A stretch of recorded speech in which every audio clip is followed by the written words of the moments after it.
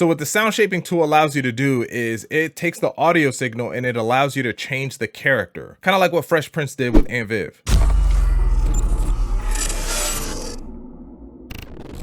Hey, what up y'all? Mr. Cruz here, your friendly neighborhood producer, back with another video. And in today's video, we're gonna be taking a look at Sonible's Smart Limit.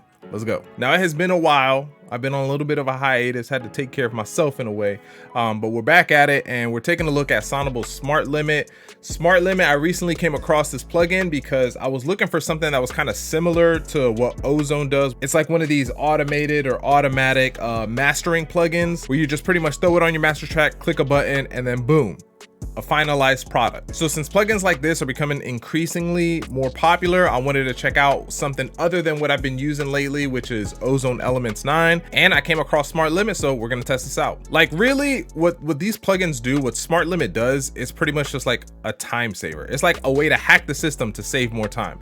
Because what Smart Limit can do is by adding this on your master channel, you pretty much click this button right here, you select a certain profile, like what type of music or what genre you're using, or you can load in your own reference track and it'll automatically limit it for you. So it's not necessarily a mastering plugin. I know that Sonible isn't necessarily promoting it as a mastering plugin, but if you mix your track very well, then in reality, all you're really gonna do is throw a limiter or a clipper on that master channel and then crank the volume up and then you're done. But let's go ahead and take a look at this. So I'm gonna go over a couple of these features because like just opening this up and looking at it, it kind of looks intimidating and complicated. But let's go over some of the features that we have here with Smart Limit so we can kind of understand this better.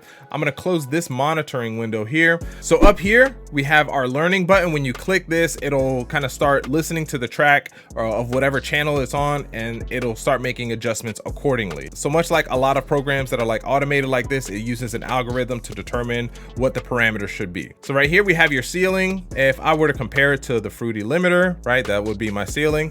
And this, I would naturally set it to like -1 dB because I don't want to have any kind of clipping or distortion. So setting it to -1 dB would be a safe bet. I'm gonna just start dropping gems about like mastering and stuff like that and kind of what goes into it. And this right here is our gain line where we can kind of determine how much we want to push into that ceiling or how much we don't want to hit that ceiling. And we have our attack where you can kind of change with the attack speed. If you click this button right here, it's going to set it to an auto release. Me personally, I rarely use like automated stuff like that, like an auto release or like an auto attack, but to each his own. This little window down here is our distortion monitoring. You're going to see this when it pops up when we actually use it. It pretty much just shows you a spectrograph of the frequency ranges that are experiencing distortion whenever you're pushing that gain line into that limiting ceiling.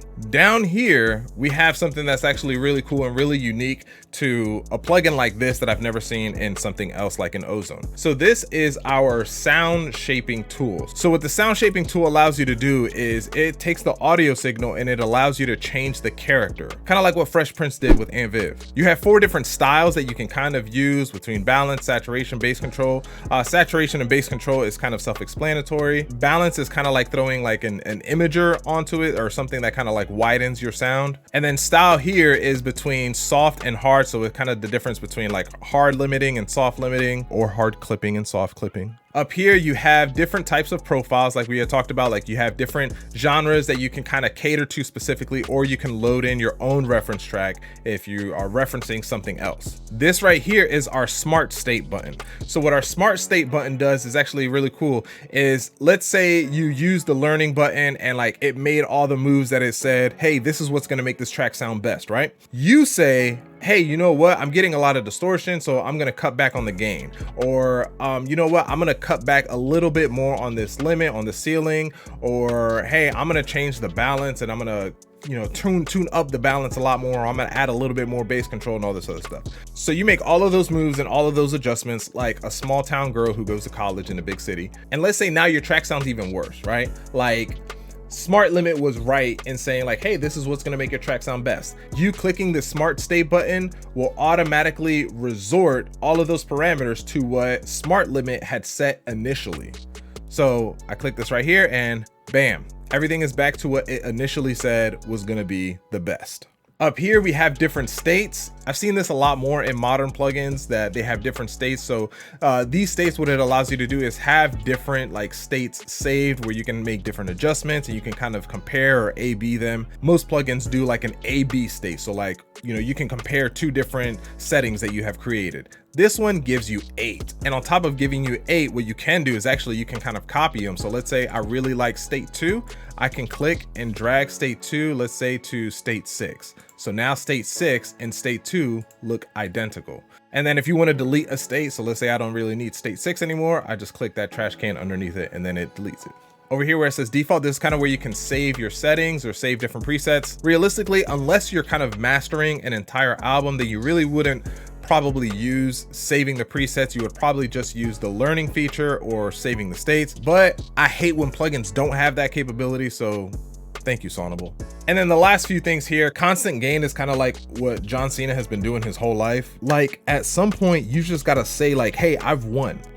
I've conquered the gym. I don't have to go anymore. But what it does is it matches the output of your signal to what the input of your signal was. Delta is really cool because I've never really seen this in a limiting plugin. Delta will actually isolate the signal that is being processed so that you can kind of monitor what is being processed or what is being limited in terms of like your entire audio signal. It sounds a little bit complicated, but I'll kind of explain it and we'll mess around with that. And then down here, possibly one of the coolest features that I've ever seen in a plugin like this is quality check. If you're gonna get smart limit, you're gonna get it because of what quality check does. What quality check does is that it analyzes your signal after, you know, after having used the learning and after analyzing all the parameters and whatnot, it'll check out your signal and it might say like, hey, your dynamic range, it's too large. You might want to crank the gain knob up to reduce that dynamic range. Or it might say, hey, if you were to throw this up on Spotify or on YouTube, they're automatically going to reduce this by 2 dB. So then you might want to turn it down 2 dB and then readjust some of the other settings so that you don't lose that loudness or that dynamic range. That is largely instrumental because when I had first gotten started and I was like releasing instrumentals and beat tapes on Spotify, I was constantly getting frustrated because Spotify was turning down like a lot of my music and I didn't understand why. And then it turns out Spotify has its own algorithm, and if your track goes above what their limit is, like what their threshold is for loudness, it's automatically going to cut it down. So with this, you can kind of make sure that that doesn't happen ahead of time. All right, enough of all that. We're going to go ahead and get started. We also have this loudness monitoring section here, which we'll kind of explain after we've kind of gone over some of the stuff here. So let's go ahead to a new state. I'm going to go to 5 because I have not used state 5, and we're actually just going to turn this on. And on this beat right here, I've got the chorus highlighted because I want to have the loudest part. So the part of the song that has the most going on, or that's the loudest, that's the part that I want smart limit to monitor. And let's go ahead and get started.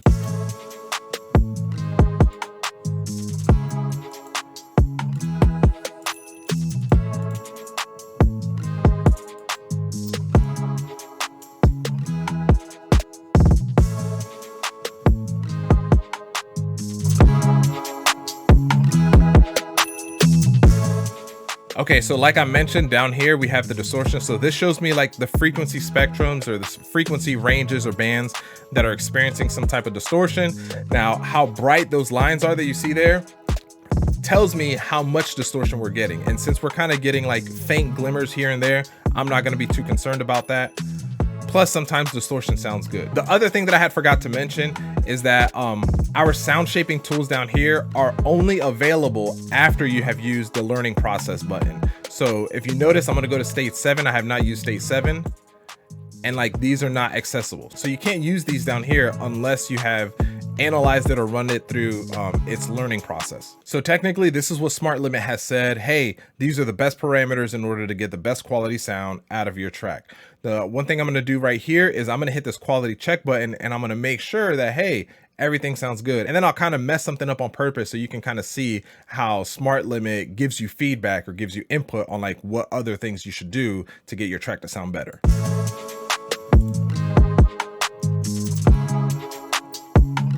All right, so off the bat, this is telling me try increasing the input to reduce the dynamic range. So that means that there's too much room, there's too high.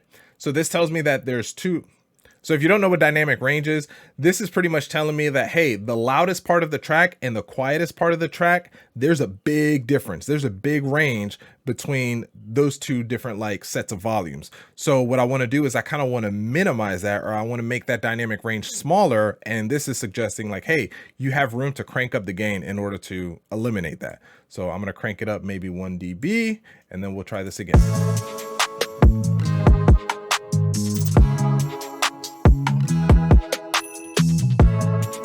Boom, so this is all good. And then down here, it says Spotify will turn the track down by 2.4 dB. So this means that I need to go ahead and turn this down by 2.4 dB. Now let's do one last quality check, and now we should be all good.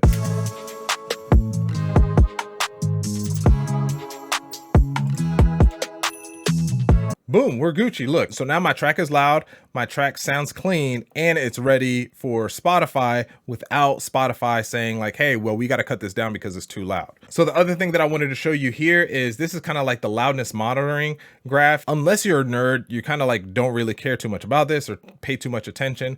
But all you really have to know is that this little crosshair right here, you actually have two different crosshairs. You have this one, and then when I hit play, you'll see a bunch of little gray crosshairs start flying onto the graph. And what you want to do is you want to have those two crosshairs kind of lined up together as close as possible, because that kind of lets you know that the dynamics and the loudness are as close together as possible. Because again, you don't want something to be super duper loud, but then have quiet parts that are really, really quiet. But you also don't want to have the difference between the loudest part and the quietest part be so close together, because then your track loses a lot of its dynamics. And plus, even if that's the case, in order to achieve that, you don't want to have the overall volume or the overall loudness to be very, very low.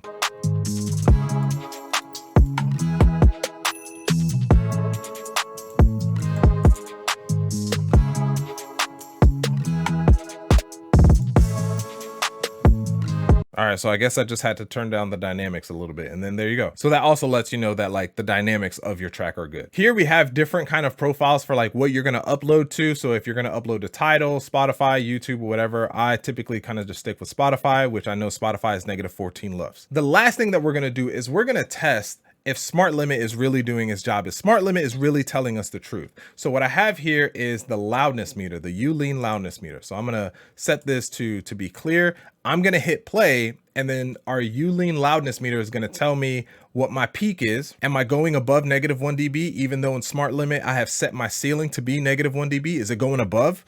And it's also going to tell me what my LUFS are, right? I'm hoping that my LUFS are going to be -4, -14 or above.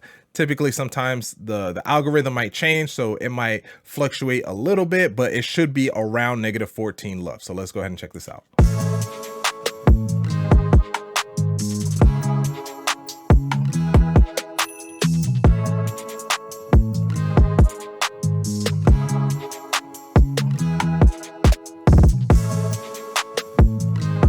And you'll see how it kind of spikes, but that's just kind of a thing with FL Studio, the way it kind of like loops the audio. But as you saw, like towards the end, the more that it was playing, it was sticking between -14, -13.9, -13.8. So it was around -14 LUFS, which is exactly what I was hoping for. And actually, I'm looking at the numbers here, and the numbers here are very similar or close to the numbers that we see here.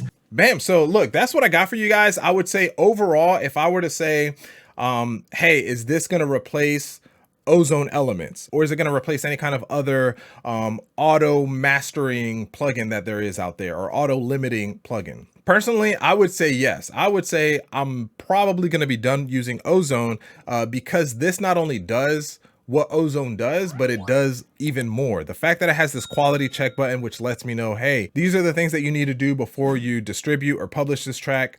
The fact that it has balance control, right? Because one of the things about Ozone is that like, well, hey, we have an EQ and we have an imager and we have like a transient shaper and all these other things that you can use on top of the maximizer. This has that stuff in there. This tells me what the distortion looks like. This has accurate meters, and this has states. And if I mess something up, bam, I just click that and then I'm back to where I started at. I would pay what Smart Limit is worth just for this quality check, just to be able to know for certain what Spotify is going to do to my track before I upload it and allow me the opportunity to fix it. So this video is probably a lot longer than a lot of my other videos, but I hope you guys enjoyed this. I hope you guys learned something. If you did learn something, make sure you hit that like button, drop a comment below, and let me know what you think of Smart Limit, if you have used something like this, or if you're one of those like Ozone users. Again, I've only used Ozone Elements 9, not the actual Ozone, but as far as I can tell, Smart Limit does what Ozone can do and then some. If you're interested in checking out what I actually put on my master channel, make sure you click this video right here. Other than that, it's your boy, Mr. Cruz, out.